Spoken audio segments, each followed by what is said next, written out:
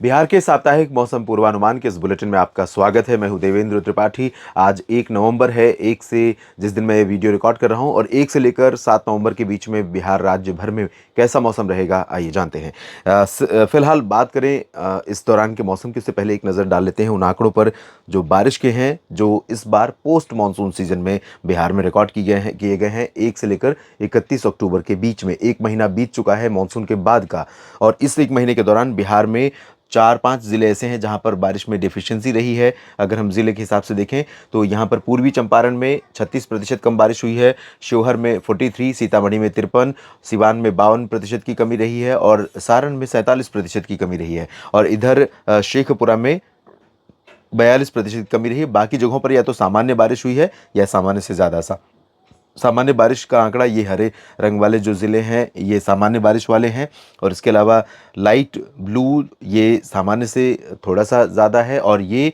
अत्यधिक access rainfall वाली category है जहां पर 60 से 90% या 100% अधिक वर्षा रिकॉर्ड की गई है।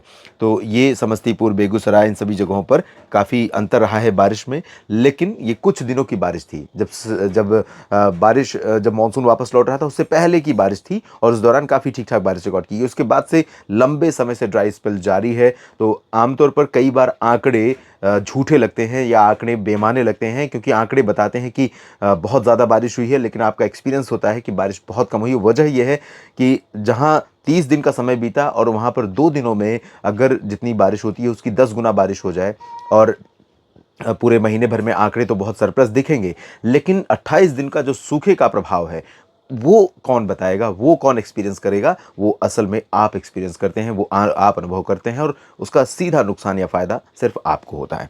तो ये स्थिति अब तक फिलहाल बिहार में रही है, और अब एक सप्ताह के दौरान किस तरह का मौसम रहेगा इसकी बात अगर करें तो बिहार के ऊपर इस समय हवाओं का रुख थोड़ा सा अनिश्चित है, और कभी पूर्वी तो कभी पश्चिमी हवाओं का मिलन है और मिक्सचर है। इस वजह से हल्के फुल्के बादल आपको बिहार राज्य के ऊपर दिखाई देंगे, क्योंकि एक ड्राई विंड है और एक थोड़ी सी नमी वाली हवा है। तो इसके चलते यहाँ पर ज़्यादा अभी जो बादलों का असर रहेगा वो बहुत ज़्यादा नहीं रहेगा, या बारिश की संभावना नहीं रहेगी। एक लाइन में अगर मैं बोलूँ तो पूरे सप्ताह भर में, इन 7 दिनों में बिहार राज्य में बारिश बिल्कुल नहीं होगी। मौसम पूरी तरह से साफ और शुष्क बना रहेगा, सिवाय छिटपुट बादलों के, हल्के बादलों के, जिनसे आप उम्मीद ना करें तो बेहतर रहेगा, और वैसे बादल आपको दिखेंगे भी नहीं जिनसे बारिश होती है। तो ये स्थिति अब तक रहेगी इस एक सप्ताह में। और हवाओं का रुख 3 और 4 नवंबर से थोड़ा बदलेगा। जब हवाएं 4 नवंबर से पश्चिमी दिशा की होंगी, उस दौरान पश्चिम में चंपारण से लेकर पूरब में किशनगंज और भागलपुर तक, पूर्णिया सहरसा तक और बांका जमुई तक, साथ ही साथ मध्य में समस्तीपुर और नालंदा, शेखपुरा, खगड़िया, पटना और भोजपुर, बक्सर, सिवान, रोहतास और कैमूर, इन सभी भागों में पश्चिमी दिशा की हवाओं के चलते 4, 5 और 6, 7 नवंबर को मौसम थोड़ा सा ठंडा होने लगेगा। मिनिमम टेम्परेचर में गिरावट होगी, मैक्सिमम भी सामान्य के करीब रहेगा, आसमान साफ होगा, चमकती धूप होगी।